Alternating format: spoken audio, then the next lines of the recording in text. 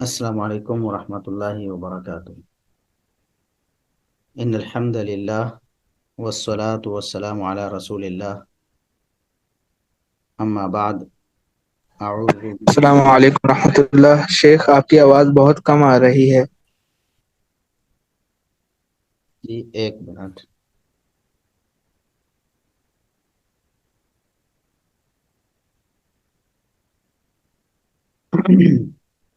جی اب بھی آواز کم آ رہی ہے؟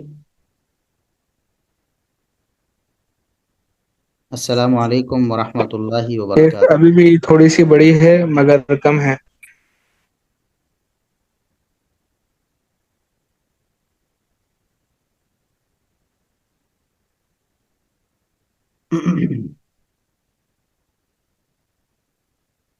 یہ ابھی ٹھیک ہو جائے گی انشاءاللہ، آواز پوری آئے گی۔ تھوڑا سا چلنے دیں اس جی کو شیخ، انشاءاللہ۔ بارک اللہ فیک، تفضل شیخ۔ السلام علیکم ورحمۃ اللہ وبرکاتہ۔ ان الحمد للہ والصلاة والسلام علی رسول اللہ، اما بعد، اعوذ باللہ السمیع العلیم من الشیطان الرجیم، من حمزه ونفخه ونفثه، بسم اللہ الرحمن الرحیم۔ ومن قتل مظلوما فقد جعلنا لوليه سلطانا فلا يسرف في القتل انه كان منصورا۔ محترم ناظرین، آج کی ہماری یہ مجلس امام ابو یعلا محمد بن الحسین الفراء البغدادی رحمہ اللہ تعالی کی ایک کتاب، بلکہ چھوٹا سا کتابچہ، تنزیہ خال المؤمنین معاویہ بن ابی سفیان رضی اللہ عنہ من الظلم والفسق فی مطالبۃ بدم امیر المؤمنین عثمان رضی اللہ عنہ، اس چھوٹے سے کتابچے اور چھوٹے سے رسالے پر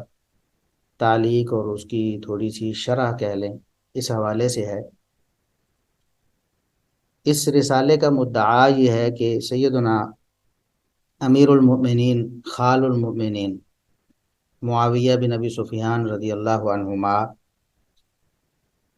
انہوں نے سیدنا علی رضی اللہ عنہ سے مطالبہ کیا کہ سیدنا عثمان رضی اللہ عنہ کے قاتلوں کو کیفر کردار تک پہنچایا جائے، ان کے قصاص کا مطالبہ کیا۔ کیا سیدنا معاویہ رضی اللہ عنہ کی طرف سے یہ مطالبہ کیا جانا غلط تھا، ناروا تھا؟ کیا خدا نہ خواستہ یہ کوئی ظلم یا فسق تھا؟ اس کی نفی کی گئی ہے اس رسالے میں، کتاب و سنت کے دلائل کے ساتھ، صحابہ تابعین اور ائمہ دین کے اقوال کے ساتھ۔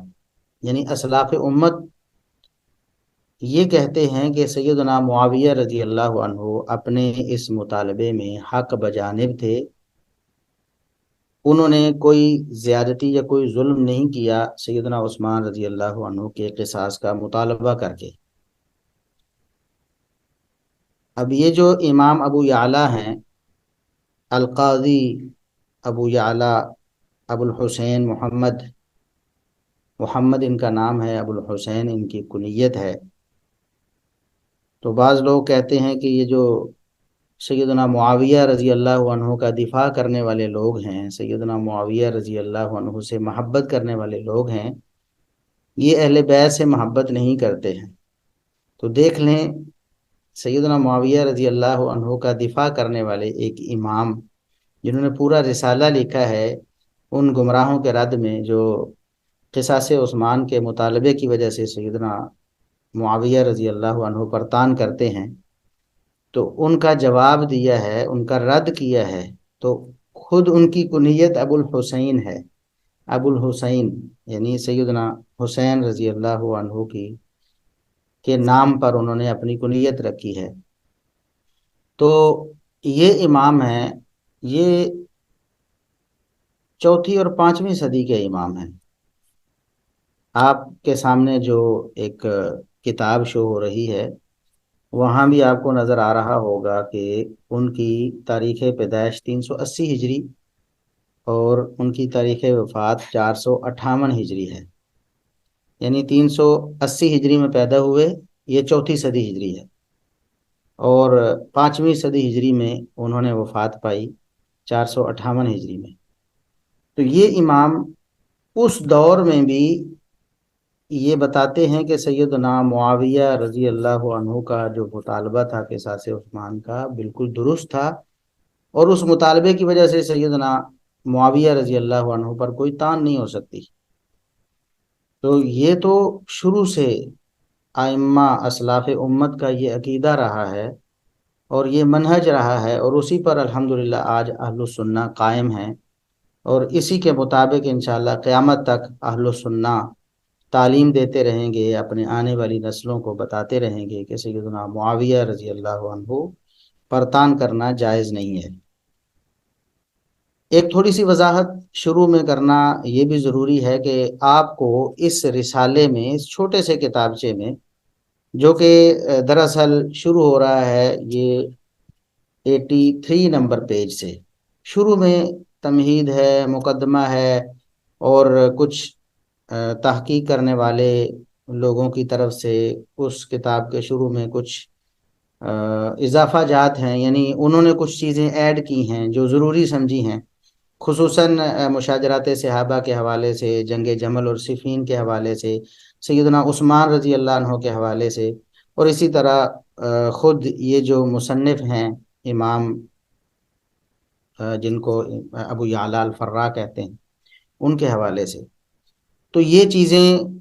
اگر ہم سکپ کریں تو جو رسالہ اصل میں جو کتابچہ شروع ہوتا ہے وہ 83 نمبر پیج، 83 نمبر پیج صفحے سے شروع ہوتا ہے۔ تو اس رسالے میں یہ جو چھوٹا سا رسالہ ہے، اس میں آپ دیکھیں گے کہ نیچے محقق نے تحقیق بھی کی ہے، اور اس تحقیق میں آپ کو بہت سی ایسی روایات نظر آئیں گی جن کے بارے میں بتایا گیا کہ اس کا راوی ضعیف ہے، یا یہ منکر روایت ہے، یا یہ ضعیف ہے، یا بعض موضوعات بھی ہیں۔ تو اس سے کسی کو یہ شبہ نہ ہو کہ سیدنا معاویہ رضی اللہ عنہ کا دفاع یا سیدنا معاویہ رضی اللہ عنہ سے محبت ضعیف روایات یا منکر روایات یا بعض جھوٹی روایات کی محتاج ہے۔ دیکھیں سیدنا علی رضی اللہ عنہ کے فضائل پہ لکھی گئی کتابوں میں بھی آپ کو موضوعات ملیں گی، جھوٹی روایات ملیں گی، موجود ہیں۔ اس کا یہ مطلب نہیں کہ سیدنا علی رضی اللہ عنہ کی فضیلت جو ہے وہ صحیح حدیث سے ثابت نہیں ہے، بلکہ علماء نے بجا طور پر یہ لکھا ہے کہ جتنی جھوٹی روایات سیدنا علی رضی اللہ عنہ کے بارے میں گھڑی گئیں یا ان سے منسوب کر کے گھڑی گئیں، دنیا میں کسی اور کے لیے نہیں گھڑی گئی۔ تو اس کا یہ مطلب نہیں کہ سیدنا علی رضی اللہ عنہ کے فضائل یا ان کی منقبت اور ان کی شان اور ان کا مرتبہ جو ہے وہ صحیح احادیث سے ثابت نہیں۔ اصل میں علماء کا ایک طریق رہا ہے، جیسے آپ امام ابن ابی الدنیا رحمہ اللہ تعالی ان کی کتابوں کو دیکھیں تو چھوٹے چھوٹے کتابچے ہیں، کوئی صبر پر ہے، کوئی حلم پر ہے، کوئی موت کے حوالے سے ہے، کوئی دیگر احکامات کے بارے میں ہے، چھوٹے چھوٹے کتابچے ہیں۔ تو انہوں نے کوشش یہ کی ہے کہ ساری روایات جو بھی اس حوالے سے مروی ہیں، انہیں پہنچی ہیں، وہ ان کو نقل کر دے۔ یہ ایک انسائکلوپیڈیا طرز کا کام تھا، جس طرح امام احمد بن حنبل رحمہ اللہ تعالیٰ کی مسند ہے۔ اب انہوں نے یہ نہیں مد نظر رکھا کہ میں صرف صحیح روایات کو یہاں لاؤں، بلکہ ان کے مد نظر یہ تھا کہ جتنی روایات ان کے پاس آتی ہیں ان کو وہ نقل کر دیں۔ اور یہ ایک بہت بڑی خدمت ہے۔ اسی کے ذریعے، کیونکہ سند ایک ٹیگ ہوتا ہے نا، اسی کے ذریعے ہمیں معلوم ہوتا ہے کہ اس حوالے سے جو جو روایات منقول ہیں ان روایات کی استنادی حیثیت کیا ہے۔ ٹھیک ہے، تو یہ ایک انسائکلوپیڈیا طرز کا کام ہوتا ہے، اور محدثین کرام جس دور میں یہ کتابیں لکھی گئیں، یہ علم جو علم الرجال ہے یہ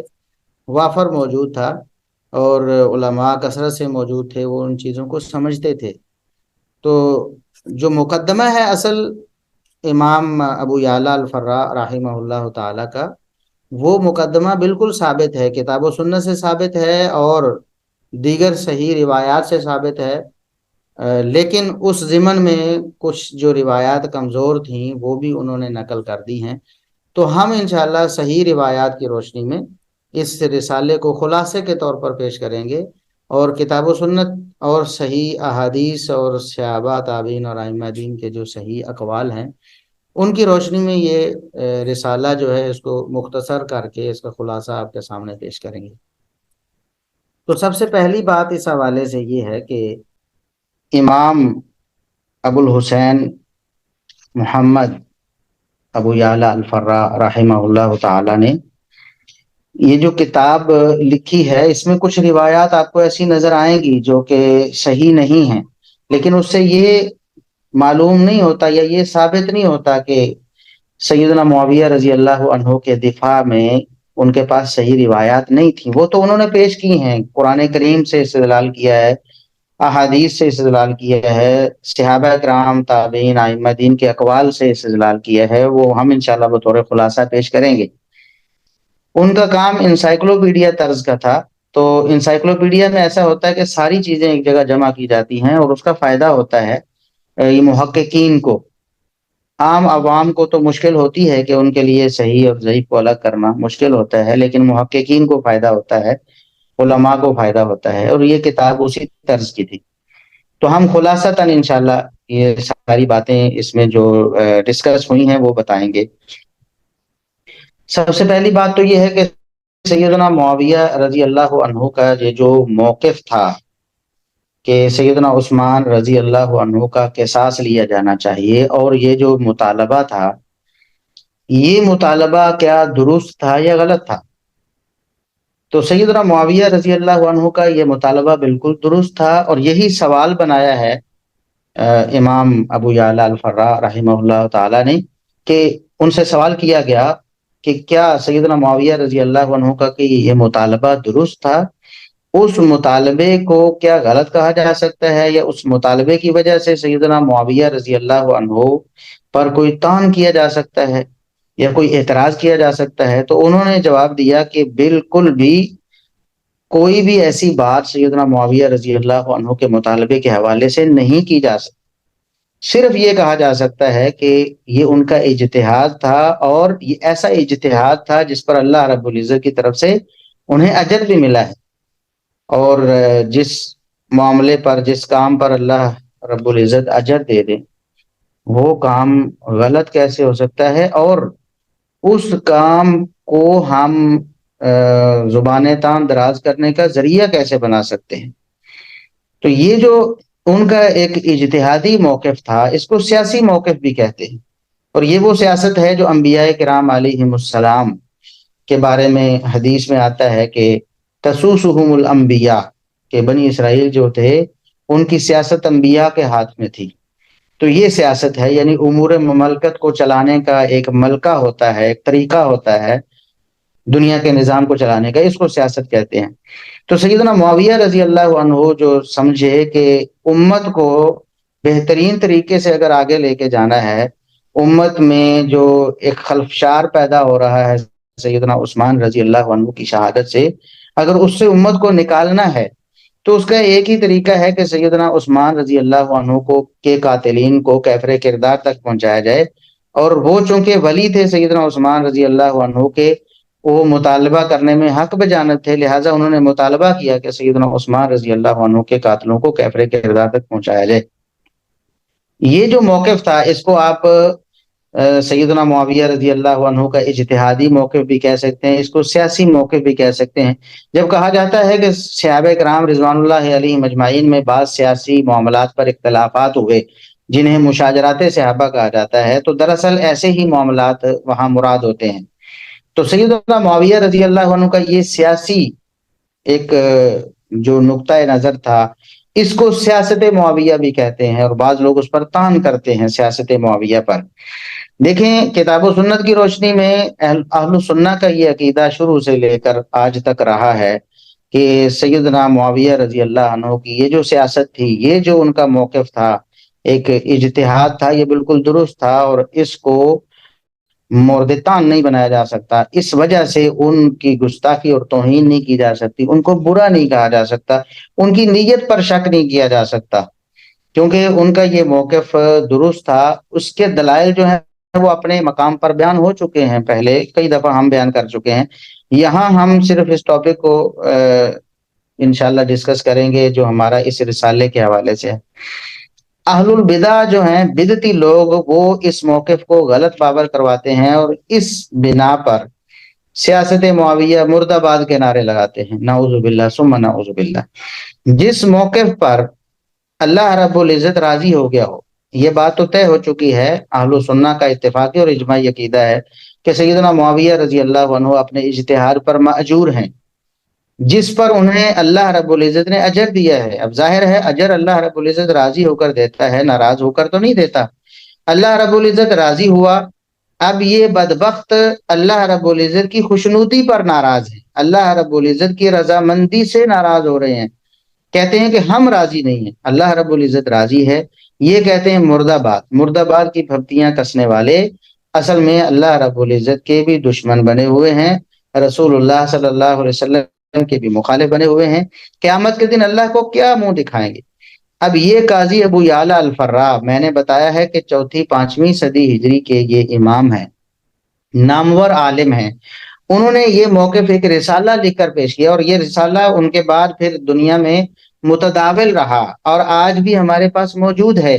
ائمہ دین کے پاس موجود تھا۔ انہوں نے اس کا ذکر کیا ہے کہ یہ رسالہ انہوں نے لکھا، اور ان کے بیٹے نے ان سے روایت کیا، جو کہ خود بھی ایک نامور عالم دین ہے۔ طبقات الحنابلہ ایک بڑی معروف کتاب ہے اہل العلم کے ہاں، تو اس کے مصنف ہیں اور مؤلف ہیں جو ان کے بیٹے ہیں، وہی راوی ہیں اس رسالے کے، اور یہ رسالہ دنیا میں موجود تھا اور آج بھی موجود ہے۔ دنیا میں کون ہے، کوئی امام ایک ہو اہل سنہ کا امام جس نے اس رسالے کا رد لکھ دیا ہو اور اس کے خلاف علم بلند کر دیا ہو کہ یہ تو نعوذ باللہ ناسبیت پھیلائی جا رہی ہے اہل سنت میں؟ تو آج لوگ کہتے ہیں نا کہ سیاست معاویہ زندہ باد کا نعرہ جو لگائے گا وہ ناسبی ہوگا اور وہ اہل بیت سے دشمنی رکھتا ہوگا، تو ایسی کوئی بات نہیں ہے۔ امام ابو یعلا الفراء رحمہ اللہ تعالیٰ چوتھی پانچویں صدی ہجری کے امام ہیں، اس دور میں یہ رسالہ لکھ رہے ہیں اس موضوع پر، تو بتائیں نا ان کے پاس کیا ہے؟ ہمارے پاس تو صحابہ تابعین تبع تابعین اور ائمہ دین ان کا ایک مسلسل اور جو متداول موقف ہے وہ ہے، اور جو سیدنا معاویہ رضی اللہ عنہ کے موقف پر تان کرنے کی جسارت کرتے ہیں، ان کے پاس کیا ہے؟ ان کے پاس سوائے چند منحرفین کے اقوال کے اور کچھ نہیں ہے۔ زیادہ سے زیادہ وہ مودودی صاحب کے خلاف تو ملوکیت پڑھ کر سیدنا معاویہ رضی اللہ عنہ پر تان کر رہے ہوں گے، یا اسی طرح کوئی وہ اسحاق جھالوی جو ختم نبوت کا بھی ڈاکو تھا، اس کی باتیں سن کر سیدنا معاویہ رضی اللہ عنہ کے دشمن بنے ہوئے ہوں گے، یا مرزا جیلمی جیسے جھوٹے اور ایک بالکل جاہل آدمی اور شہرت پسند شخص اور انا پرست شخص اس کے پیچھے لگ کے سیدنا معاویہ رضی اللہ عنہ کے دشمن بنے ہوں گے۔ ان کے پاس کیا ہے سوائے ان چیزوں کے؟ جبکہ ہمارے پاس دیکھیں نسل در نسل تواتر کے ساتھ چلنے والا عقیدہ اہل سنہ والجماعہ کا۔ تو قاضی ابو یعلا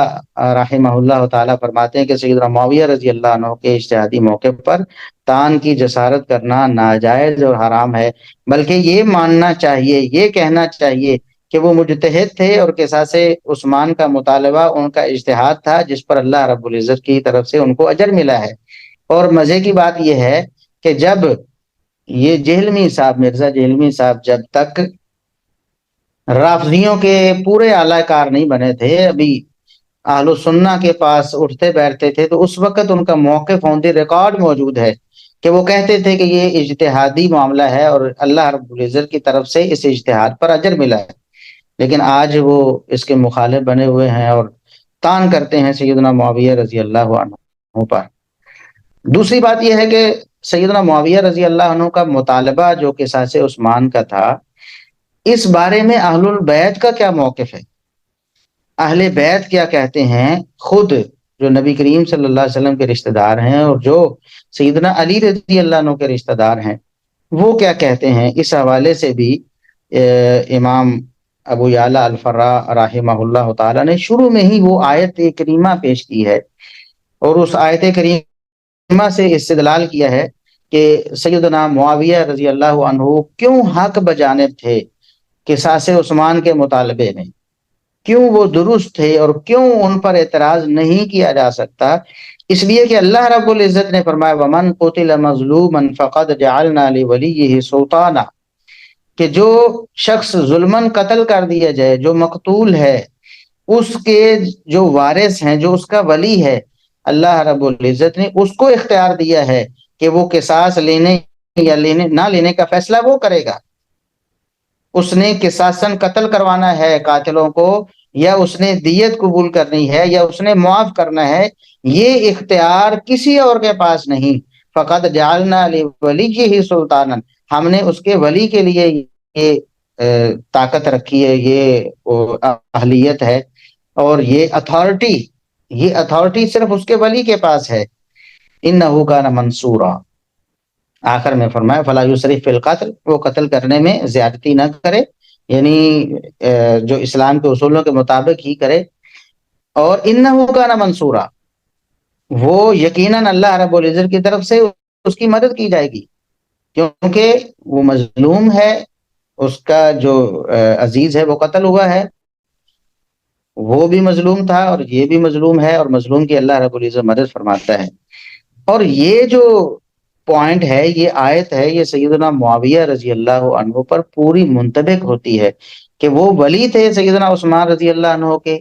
وارث تھے، اس لیے ان کا مطالبہ کرنا بالکل درست تھا۔ اور یہ بات تو سیدنا عبداللہ ابن عباس رضی اللہ عنہما، یہ سیدنا عبداللہ ابن عباس رضی اللہ عنہما فرماتے ہیں کہ سیدنا معاویہ رضی اللہ عنہ اس آیت کے مصداق تھے کہ اللہ رب العزت نے فرمایا کہ وَمَنْ قُتِلَ مَظْلُومًا فَقَدْ جَعَلْنَا لِوَلِيِّهِ سُلْطَانًا، کہ جو شخص ظلمن قتل کر دیا جائے، شہید کر دیا جائے، اس کے جو وارث ہیں، اس کا ولی ہے، اللہ رب العزت نے مکمل اتھارٹی اس کو دی ہے کہ وہ اس کے قصاص اور اس کی دیت وغیرہ کے تمام معاملات کا وہ مجاز ہے، اس کو اتھارٹی حاصل ہے۔ تو سیدنا عبداللہ ابن عباس رضی اللہ عنہما پر تان ہوا نا، یہ جو مودودی صاحب نے کیا ہے، یا جو جھالوی صاحب، یا پھر جیلمی صاحب، جو بھی ہے، جو دشمن ہے سیدنا معاویہ رضی اللہ عنہ کا، وہ اصل میں اہل بیت کا دشمن ہے۔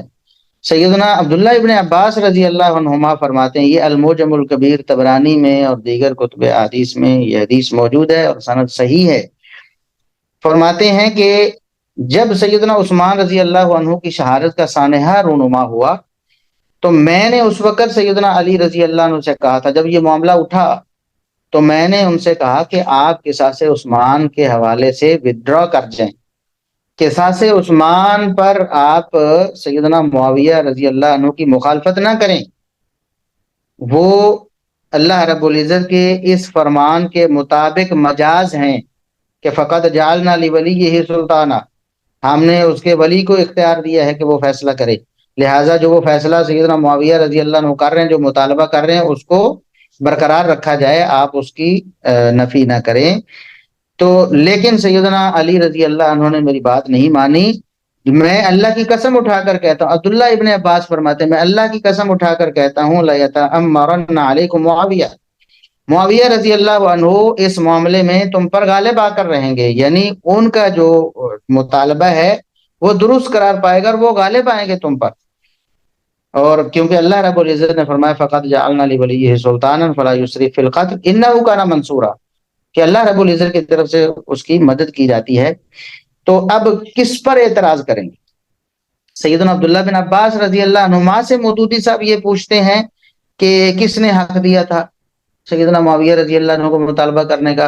اور یہ سیدنا عبداللہ بن عباس رضی اللہ عنہ کو جھٹلانا چاہتے ہیں کہ وہ شرعن ولی تھے ہی نہیں۔ مودودی صاحب نے لکھا ہے کہ سیدنا معاویہ رضی اللہ عنہ شرعن ولی نہیں تھے، تو سیدنا عبداللہ ابن عباس رضی اللہ عنہما تو قرآن کی آیت سے یہ ثابت کر رہے ہیں کہ سیدنا معاویہ رضی اللہ عنہ شرعن ولی تھے۔ تو یہ لوگ ایسے ہیں کہ یہ صحابہ کرام کی دشمنی میں قرآن کریم کو بھی قبول نہیں کرتے، احادیث کو بھی قبول نہیں کرتے۔ صحابہ کرام، تابعین، تبع تابعین اور ائمہ دین تو بعد کی بات ہے نا۔ تو اس لیے یہ آیت سب سے بنیادی دلیل ہے سیدنا معاویہ رضی اللہ عنہ کے قصاص عثمان کے مطالبے کے برحق ہونے کی۔ اب اس کے بعد امام ابو الحسین فرماتے ہیں، امام فرا رحمہ اللہ تعالی،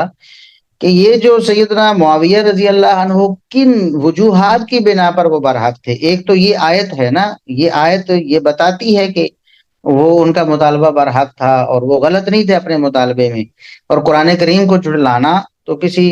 مسلمان کا کام نہیں ہو سکتا نا، کسی مسلمان کا شیوا نہیں ہو سکتا. اب اس کے بعد وہ کہتے ہیں کہ کچھ اور معاملات ایسے تھے، جیسا کہ محمد بن ابی بکر جیسے جو لوگ ہیں اور دیگر اصحاب الفتنہ ہیں، ٹھیک ہے، جن کے کچھ کے نام انہوں نے لیے ہیں، کچھ آپ کے نزدیک غیر معروف سے ہوں گے. ایک مالک اشتر نخی کوفی جو تھا. تو اس طرح کے جو لوگ تھے جو قاتلین عثمان میں شامل تھے، اور اس کا اقرار تو محمد بن ابی بکر اور مالک اشتر کے قاتل ہونے اور قتل میں شمولیت اور اہل فتنہ اور باغی ہونے کا جو فیصلہ ہے وہ تو مودودی صاحب نے بھی دیا ہوا ہے. مودودی صاحب بھی اس بات کو مانے ہوئے ہیں کہ یہ جو سیدنا علی رضی اللہ عنہ نے ان لوگوں کو اپنے قریب کیا ہوا تھا، محمد بن ابی بکر اور مالک اشتر جیسے، تو اس سے بھی صحابہ کرام میں یہ ایک تشویش پیدا ہوئی کہ یہ لوگ علی رضی اللہ عنہ کے قریب کیوں ہیں، ان کو تو قتل ہونا چاہیے بجائے اس کے کہ ان کو عہدے دیے جائیں. تو یہ مودودی صاحب نے بھی لکھا ہے کہ ان کو عہدے دیے اور ان کو اپنے قریب کیا. تو بہرحال ایک وجہ یہ بھی تھی کہ یہ کیوں ہے کہ بجائے ان کو قتل کیا جائے اور ان کو کیفر کردار تک پہنچایا جائے، اس کی بجائے ان لوگوں کو اپنے قریب کر لیا گیا ہے. اگرچہ یہ الگ بات ہے کہ سیدنا علی رضی اللہ عنہ کی جو سیاست تھی اس حوالے سے، جو ان کا اجتہاد تھا،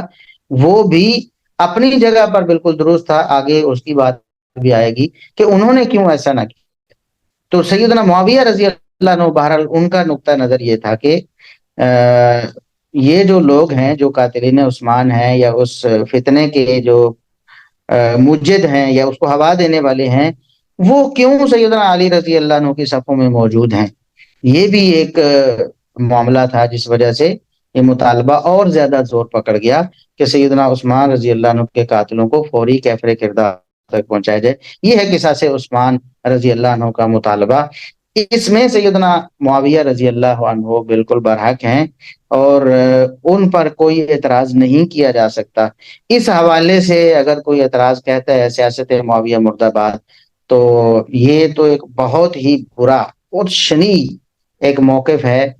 اور اس کی اہل السنہ کے ہاں کوئی گنجائش نہیں. ائمہ دین تو جیسا کہ آگے بات آئے گی وہ اس کے سراسر خلاف ہیں. ایسی بات زبان سے ادا نہیں کرنی صحابہ کرام کے بارے میں، خصوصاً سیدنا معاویہ رضی اللہ عنہ کے بارے میں. اب رہ گئی بات کہ سیدنا علی رضی اللہ عنہ کیوں کہہ رہے تھے کہ اس کو مؤخر کرنا چاہیے، قصاص عثمان کے مطالبے کو بھی فی الحال آپ روک دیں. وہ کیوں کہتے تھے؟ ایک بات تو کی طرف سے اب دیکھیں حسن ظن ہے نا. اب علی رضی اللہ عنہ کے بارے میں بھی حسن ظن ہے، ہم حسن ظن ہی رکھتے ہیں. انہوں نے جو فیصلہ کیا وہ بھی ان کی دانش میں بالکل ٹھیک تھا اور اس پر بھی اعتراض کی کوئی گنجائش نہیں ہے.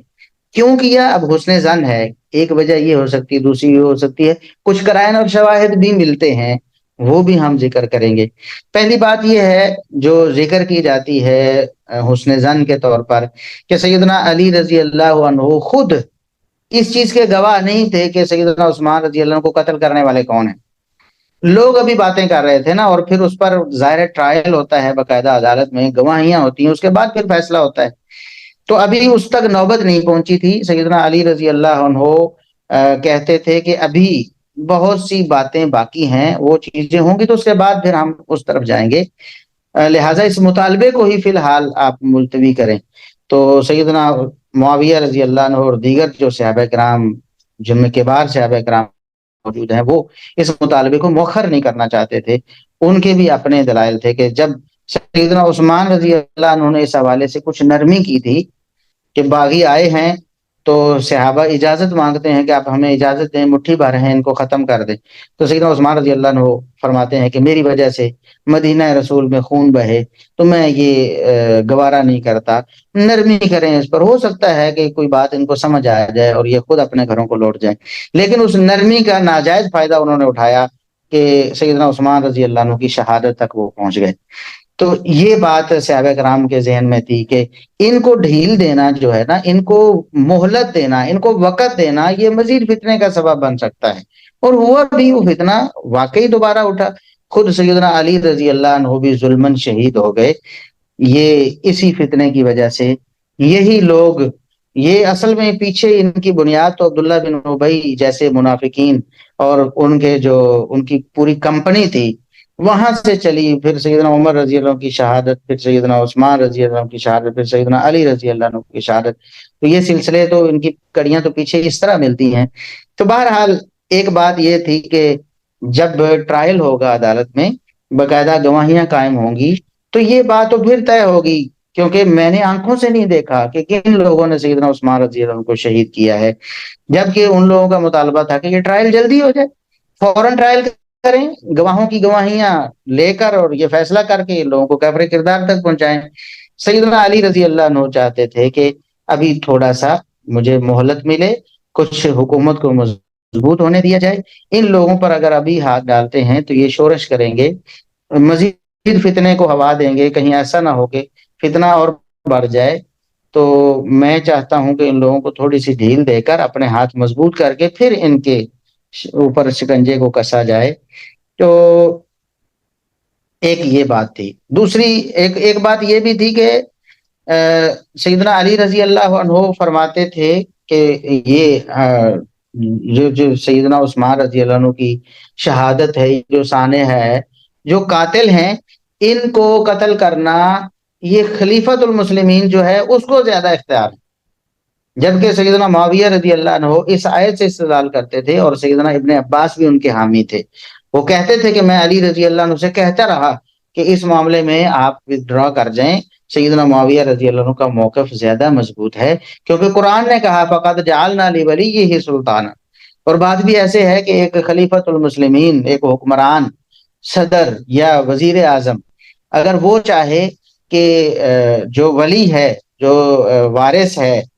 مقتول کا، اس کو بائی پاس کر کے کسی کو معاف کر دے تو نہیں کر سکتا. یہ فیصلہ تو وارث نہیں کرنا، ولی نہیں کرنا ہے. بہرحال یہ ایک اس طرح کے کچھ معاملات تھے جس وجہ سے سیدنا علی رضی اللہ عنہ بھی اس سے چاہتے تھے کہ اس کو تھوڑا سا مؤخر کیا جائے، ورنہ قاتلین عثمان کے بارے میں ان کے دل میں کوئی ہمدردی ہے، کوئی نرمی نہیں. اب ظاہر ہے کہ جب وہ اس معاملے کو لیٹ کر رہے ہیں یا مؤخر کرنا چاہتے ہیں، اور صحابہ کرام کی ایک جماعت کہتی ہے فوراً قصاص لیا جائے اور وہ کہتے ہیں کہ فوراً نہیں لینا، تو کچھ اس طرح کے خیالات بھی ظاہر ہے کچھ صحابہ کے ذہن میں پیدا ہو سکتے تھے کہ علی رضی اللہ عنہ کیوں نہیں ایسا کر رہے، کیا ان کے دل میں کوئی ہمدردی ہے. تو سیدنا علی رضی اللہ عنہ نے اس بارے میں دو ٹوک طور پر، یعنی بالکل واضح طور پر یہ اعلان کیا، فرمایا کہ سیدنا عثمان رضی اللہ عنہ کے قاتلوں پر اللہ کی لعنت، اللہ کی لعنت ہو سیدنا عثمان رضی اللہ عنہ کے قاتلوں پر. میرے دل میں کوئی ہمدردی نہیں. بس یہ ایک معاملات تھے جن کی وجہ سے اب دونوں فریق اپنی اپنی جگہ بالکل حق بجانب ہیں، کسی کو ہم غلط نہیں کہہ سکتے. اس لیے امام احمد بن حنبل رحمہ اللہ تعالی سے جب پوچھا گیا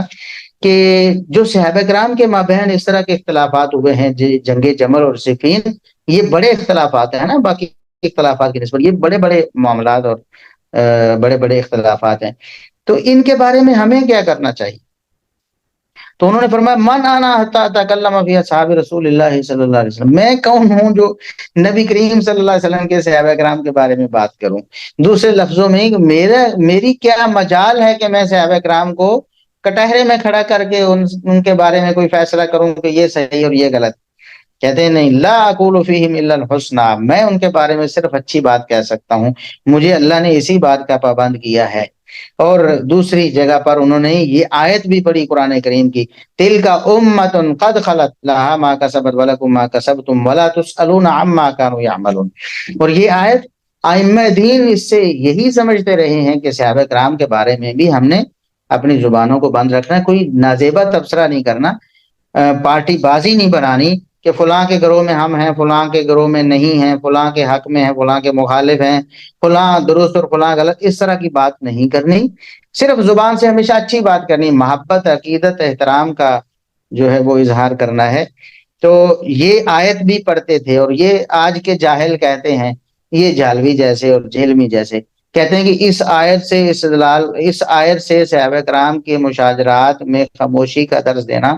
یہ ثابت نہیں ہے، اور اس آیت سے استدلال کرنا غلط ہے. نعوذ باللہ ثم نعوذ باللہ. تو امام احمد بن حنبل رحمہ اللہ تعالی بھی فرماتے ہیں کہ صحابہ کرام کی جماعت گزر گئی ہے، ہمارے ذمے صرف ان کے بارے میں اچھی بات کہنا ہے، کیونکہ ان سے محبت ہمارا ایمان ہے اور ان سے نفرت یہ نفاق ہے۔ جس طرح کے بہت سارے دلائل ہیں جو ہم اپنے مقام پر پیش کر چکے ہیں، یہاں تفصیل کا موقع نہیں۔ تو نبی کریم صلی اللہ علیہ وسلم کے صحابہ کرام کے مابین جتنے بھی اس طرح کے اختلافات ہوئے ہیں، ایک شخص جو امتی ہے، جو محمد صلی اللہ علیہ وسلم کا ماننے والا ہے، اس پر یہ لازم ہے کہ صحابہ کرام کے بارے میں ہمیشہ اچھی بات کہے۔ اچھی بات یہی ہے کہ صحابہ کرام کے آپس کے جتنے بھی اختلافات ہیں، بھئی ہمیں ان سے کوئی سروکار نہیں، ہم ان کو ڈسکس ہی نہیں کرتے۔ اگر مثال کے طور پر ایک شخص کہتا ہے کہ دیکھیں جی حدیث کی کتابوں میں تو یہ سارے معاملات لکھے ہوئے ہیں، تو پھر محدثین نے کیوں ذکر کیے؟ بھئی محدثین نے جو ذکر کیے ہیں وہ صرف ذکر کیے ہیں، کیا ان کی بنا پر کوئی پارٹی بنائی ہے؟ کیا ان کی بنا پر کسی گروہ کو غلط کہا ہے، اس کے بارے میں نازیبہ تبصرے کیے ہیں، کسی کو ظالم فاسق کہا ہے نعوذ باللہ، کسی کو مجرم قرار دیا ہے نعوذ باللہ ثم نعوذ باللہ، کیا ایسا کہا کسی نے؟ یہ ہے کہ مشاہدات صحابہ میں ہم نے کوئی دخل نہیں دینا، ہم نے ان کو اس طور پر ڈسکس نہیں کرنا کہ کسی صحابی کی یا کسی صحابہ کی کسی گروہ کی کوئی تنقید اس سے لازم آتی ہو، بلکہ سب سے محبت اور سب سے عقیدت کا اظہار کرنا ہے۔ اور اسی لیے نبی کریم صلی اللہ علیہ وسلم کی بہت ساری احادیث ہیں، جس طرح لا تسبوا اصحابی ہے، بڑی معروف حدیث ہے، میرے صحابہ کو برا نہ کہو۔ اور یہ برا نہ کہنا یعنی کوئی نازیبہ لفظ تک نہیں کہنا آپ۔ اور سیدنا عبداللہ ابن عمر رضی اللہ عنہما سے بھی مروی، جیسے مصنف ابن ابی شیبہ میں ہے کہ لا تسبوا اصحاب رسول اللہ صلی اللہ علیہ وسلم، نبی کریم صلی اللہ علیہ وسلم کے صحابہ کو کوئی بھی نازیبہ بات نہ کرو، ان کے بارے میں کوئی منفی تبصرہ نہ کرو۔ کیوں؟ فرماتے ہیں کہ اگر ان میں سے کوئی صحابی نبی کریم صلی اللہ علیہ وسلم کے پاس ایک لمحے کے لیے ٹھہرا ہے، اس کا وہ ٹھہرنا تمہاری ساری زندگی کی ساری عبادات سے افضل ہے۔ تو جو اتنے اعلیٰ مقام پر اللہ رب العزت کے ہاں فائز ہیں، 14ویں صدی میں یا بعد میں کسی بھی شخص کا کیا اختیار ہے، اس کو کیا حق حاصل ہے کہ ان کے بارے میں یہ فیصلہ کرتا پڑے فلاں صحیح فلاں غلط، اور نعوذ باللہ ثم نعوذ باللہ کسی کو مجرم کہتا پھرتا ہے، کسی کو ظالم کہتا پھرتا ہے، کسی کو فاسق کہتا پھرتا ہے، کسی کو باغی کہتا پھرتا ہے۔ تو یہ ساری باتیں کسی مسلمان کے شایان شان نہیں ہیں۔ قرآن نے بھی کہا ہے کہ والذین جاءوا من بعدہم یقولون، جو بعد میں آتے ہیں مومنوں کی شان یہ ہے کہ جو بعد میں آنے والے، ظاہر ہے صحابہ کے بعد میں آنے والے سارے بعد میں آنے والے ہیں، تو وہ کیا کہتے ہیں؟ ربنا اغفر لنا ولاخواننا الذین سبقونا بالایمان، اے اللہ ہمیں بھی معاف کر دے، ہم سے پہلے جتنے بھی ایمان والے گزرے ہیں انہیں تو معاف کر دے۔ تو یہ تو طریقہ ہے اہل السنہ کا، یہ مومنوں کا طریقہ ہے۔ اور جو گمراہ لوگ ہیں، بدعتی لوگ ہیں، ان کا طریقہ کیا ہے کہ وہ صحابہ کرام پر تان کرتے ہیں، پارٹی بازی بناتے ہیں، کسی ایک گروہ کو صحیح اور دوسروں کو غلط کہہ کے صحابہ کرام کے بارے میں نفرت لوگوں کے دلوں میں پیدا کرتے ہیں۔ تو ایسے لوگوں کو اللہ سے ڈر جانا چاہیے۔ کیوں؟ اس پر بھی امام فرا رحمہ اللہ تعالی نے کچھ آیات بھی پیش کی ہیں۔ ایک آیت تو یہ ہے کہ یوم لا یخزی اللہ النبی والذین آمنوا معہ، کہ صحابہ کرام کو ظالم فاسق اس طرح کے الفاظ نہیں کہنے۔ کیوں؟ اس لیے کہ اللہ رب العزت نے فرمایا قیامت کے دن اللہ رب العزت نہ نبی کو رسوا کرے گا، نہ نبی کے ساتھیوں کو رسوا کرے گا۔ نبی پر ایمان لانے والوں کو اللہ رسوا نہیں کرے گا۔ اگر اس سے صحابہ مراد نہیں ہے، ابو بکر و عمر، عثمان و علی اور معاویہ اور طلحہ و زبیر اور دیگر صحابہ مراد نہیں ہے، تو کون مراد ہے؟ تو یہ آیت آپ کو بتاتی ہے کہ آپ اپنے ایمان کو بچائیں، ایسے گمراہوں اور ظالموں کے شکنجے میں نہ آ جائیں۔ قرآن کو پڑھیں، قرآن کیا کہتا ہے؟ یوم لا یخزی اللہ النبی والذین آمنوا معہ، کہ اللہ رب العزت یوم لا یخزی اللہ النبی والذین آمنوا معہ، کہ اس دن اللہ رب العزت نہ نبی کریم صلی اللہ علیہ وسلم کو رسوا کرے گا، نہ آپ پر ایمان لانے والوں کو رسوا کرے گا۔ تو یہ معہ، معیت، صحابیت، سب سے پہلے وہ لوگ جو صحابہ ہیں وہ اس آیت کے مصداق ہیں۔ اسی طرح وَنَزَعْنَا مَا فِي صُدُورِهِم مِّن غِلٍّ إِخْوَانًا عَلَىٰ سُرُرٍ مُتَقَابِلِينَ۔ اللہ رب العزت فرماتا ہے مومنوں میں دنیا میں آپس میں رنجشیں ہو جاتی تھیں، اختلافات ہوتے تھے، لیکن جنت میں جب جائیں گے، جنت میں جانے سے پہلے اللہ رب العزت ان کے دلوں سے وہ سارے اختلافات ختم کر دے گا۔ ان کو یاد ہی نہیں ہوگا دنیا میں ان کا کوئی اختلاف ہوا تھا، ان کو کوئی جھگڑا ہوا تھا۔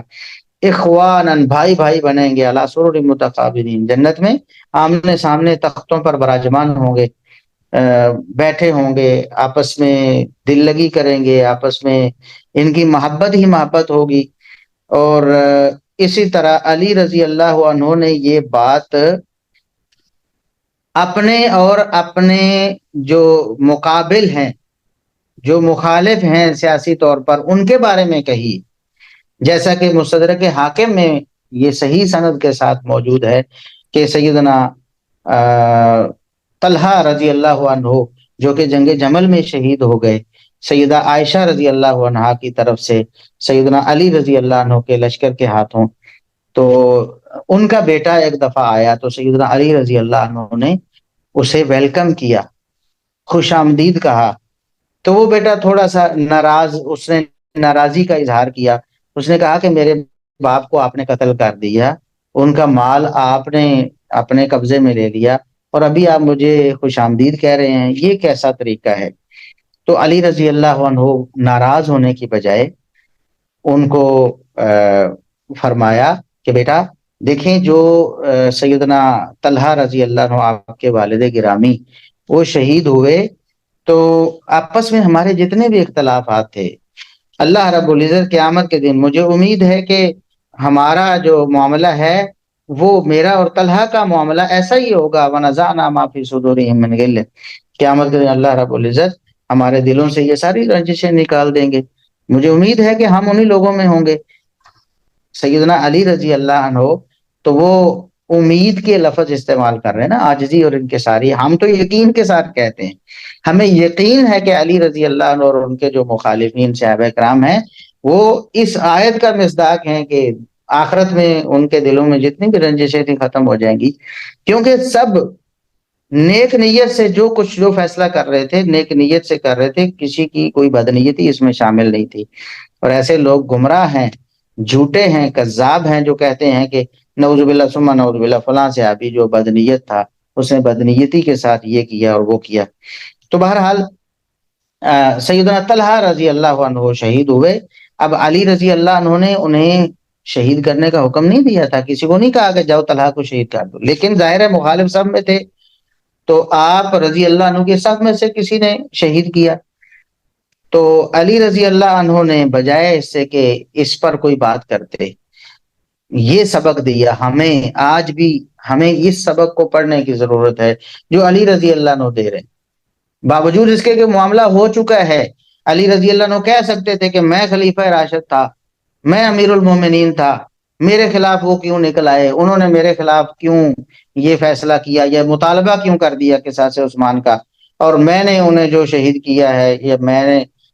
میں نے حکم نہیں دیا لیکن میں راضی ہوں اس پر، وہ ٹھیک ہو گیا، وہ شہید ہو گئے۔ نعوذ باللہ، ایسی کوئی بات نہیں کی۔ ہمارے لیے سبق یہ ہے کہ ہم بھی وہی بات کریں جو علی رضی اللہ عنہ نے کی ہے، وَنَزَعْنَا مَا فِي صُدُورِهِم مِّن غِلٍّ۔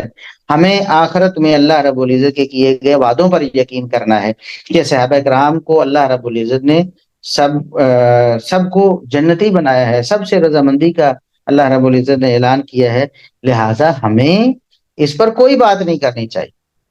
کوئی بات ہی نہیں کرنی چاہیے کہ فلاں نے کیوں کیا، فلاں نے ایسے کیوں کیا، فلاں نے ایسے کیوں کیا۔ یہ علی رضی اللہ عنہ کی بھی سنت ہے، اور یہی بات ہم سمجھاتے ہیں جو گمراہوں کو سمجھ نہیں آتی ہے۔ تو بہرحال یہ جو صحابہ کرام کے بارے میں، ان کے مشاجرات کے بارے میں خاموشی اختیار کرنا ہے، اس کا مطلب یہی ہے کہ نازیبہ تبصرے سے خاموشی اختیار کی جائے، اور کسی بھی صحابی کے بارے میں کوئی منفی پروپیگنڈا نہ کیا جائے، ان کے بارے میں دل میں کوئی میل نہ رکھی جائے۔ اور اگر صحابہ کرام کے بارے میں آپ کے پاس کوئی بات ایسی آتی ہے، پہلے تو یہ ہے کہ بہت سی جھوٹی باتیں ایسی مشہور کر دی گئی ہیں، تو ان کے بارے میں آپ نے اپنے آپ کو محتاط کرنا ہے کہ کوئی جھوٹی بات اس پر آپ یقین نہ کر لیں۔ اگر وہ بات سچی ہے اور آپ کو نظر آ رہی ہے کہ یہ صحابہ کرام کے آپس میں اختلافات کے بارے میں ہے، فلاں صحابی نے فلاں صحابی سے یہ کیا یا یہ کہا یا یہ ایسا ان کے معاملہ ایسا ہوا جو کہ ناخوشگوار تھا، تو آپ نے کیا کرنا ہے؟ والذین جاءوا من بعدہم یقولون، جو نبی کریم صلی اللہ علیہ وسلم کے صحابہ کے بعد آنے والے لوگ ہیں، مومن ہیں، تو ان کا یہ حق بنتا ہے کہ انہوں نے استغفار کرنا ہے اللہ رب العزت کے سامنے، اپنے گناہوں کی بھی معافی مانگنی ہے، ان پہلے گزرے ہوئے لوگوں کے بارے میں بھی اللہ رب العزت سے معافی کی درخواست کرنی ہے، ان کے بارے میں برا نہیں بولنا، ان کے بارے میں برا اعتقاد نہیں رکھنا، کیونکہ آخری بات، ہمارا وقت آج کا ختم ہونے والا ہے، آخری بات یہ ہے کہ اللہ کے رسول صلی اللہ علیہ وسلم نے فرمایا، اللہ فرماتا حدیث قدسی، من عادى لي وليا فقد آذنته بالحرب، جس نے میرے کسی ایک ولی سے بھی دشمنی رکھی ہے میں اس کے خلاف اعلان جنگ کرتا ہوں۔ تو اللہ رب العزت جس کے خلاف اعلان جنگ کریں اس کی جو رسوائی ہے، اس کی بربادی ہے، وہ کوئی ڈھکی چھپی نہیں ہے۔ آج بھی اولیاء موجود ہے، قیامت تک ولی موجود رہیں گے، اللہ رب العزت کی حقیقی معرفت رکھنے والے اور کتاب و سنت پر عمل کرنے والے، یہی اولیاء اللہ ہوتے ہیں نا۔ تو آج کے دور میں اگر کوئی اللہ رب العزت کا پسندیدہ فرد ہے، اس سے آپ دشمنی رکھتے ہیں، تو اللہ فرماتا ہے میں آپ کے خلاف اعلان جنگ کرتا ہوں۔ اور اگر آپ ان صحابہ کے بارے میں جن کی ولایت گارنٹیڈ ہے، ضمانت ملی ہوئی ہے ان کی ولایت کی کہ یہ ولی ہیں، یہ اللہ کے اولیاء ہیں، یہ حزب اللہ ہیں، یہ حقیقی مومن ہیں، یہ جنتی ہیں، یہ اللہ رب العزت کے پسندیدہ، اللہ کی رضوان کے مستحق ہیں، تو ایسے لوگوں کے بارے میں اگر کوئی دل میں بغض پالے پھرتا ہے تو اللہ رب العزت اس کا دشمن ہے، اس میں کوئی شبہ نہیں، وہ دنیا میں بھی رسوا ہوتا ہے، آخرت میں بھی رسوائی اس کا مقدر بنے گی۔ اللہ رب العزت ہمیں صحابہ کرام سے محبت کی توفیق عطا فرمائے، اور ہمیں اہل السنت کا جو عقیدہ ہے، جو متداول اور متواتر عقیدہ ہے، کتاب و سنت کی روشنی میں اسلاف امت کا عقیدہ ہے، ہمیں اسی پر زندہ رہنے کی توفیق عطا فرمائے، اسی کے مطابق زندگی بسر کرنے کی توفیق عطا فرمائے۔ اللہ رب العزت اسی عقیدے پر ہمیں شہادت کی موت عطا فرمائے۔ انشاءاللہ باقی ہم کل اگلی مجلس میں چیزیں ڈسکس کریں گے انشاءاللہ۔ ابھی ہمارا وقت ختم ہوا چاہتا ہے، تقریباً 8 بج گئے ہیں۔ جو سوالات ہیں اس حوالے سے وہ ابھی لائیو لینے کی بجائے وہ گروپ میں بھیج دیے جائیں، وہ مجھے بھیج دیے جائیں گے، میں انشاءاللہ ان کے جوابات دے دوں گا۔ تو کوشش یہ کریں کہ سوال انتہائی مختصر ہو، حال چال پوچھنا اور یہ چیزیں چھوڑ دیں، آپ نے صرف سوال بھیجنا ہے، اور 15-20 سیکنڈ 25 سیکنڈ زیادہ سے زیادہ 30 سیکنڈ کی آڈیو ہو وہ بھیج دیں۔ اگر لکھ کر بھیجیں تو بہت زیادہ بہتر ہے کہ ان آڈیوز جو مختصر ہوتی ہیں ان کو سننا آسان ہوتا ہے، اور اگر لکھی ہوئی چیز ہو تو پڑھنا آسان ہوتا ہے، اور فرصت کے مطابق انسان اس کا جواب دے دیتا ہے۔ اللہ رب العزت ہم سے راضی ہو جائے۔ سبحان ربک رب العزت عما یصفون وسلام علی المرسلین والحمد للہ رب العالمین۔